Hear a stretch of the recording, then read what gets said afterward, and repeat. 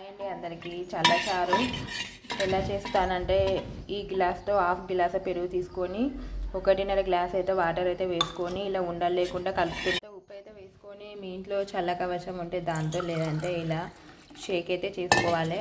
పైననైతే బాణీ పెట్టుకొని దాంట్లో 6 స్పూన్ల ఆయిల్ అయితే వేసుకున్నాను.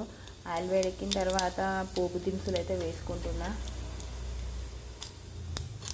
అలాగే కట్ చేసి పెట్టుకున్న 2 పచ్చిమిర్చి, కరివేపాకు, కొత్తిమీర, ఆనియన్స్ అయితే దీంట్లో వేస్తున్నా.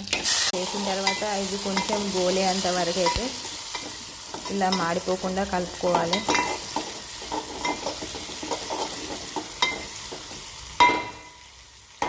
మాడిపోకుండా ఇలా గోలిన తర్వాతనైతే ఒక హాఫ్ స్పూన్ పసుపు అయితే వేసుకోవాలి.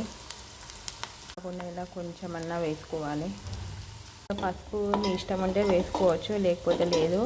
ఇక పసుపు అయితే యాంటీబయాటిక్ కాబట్టి మనం ఇలా వేసుకుంటేనైతే మంచిదండి మన బాడీకి అయితే. ఇలా కొంచెం కలిపిన తర్వాత ప్రిపేర్ చేసుకున్న మజ్జిగనైతే దీంట్లో వేస్తున్నా. మనం ఆల్రెడీ ఇందులో సాల్ట్ వేసినాం కాబట్టి అవసరం లేదు.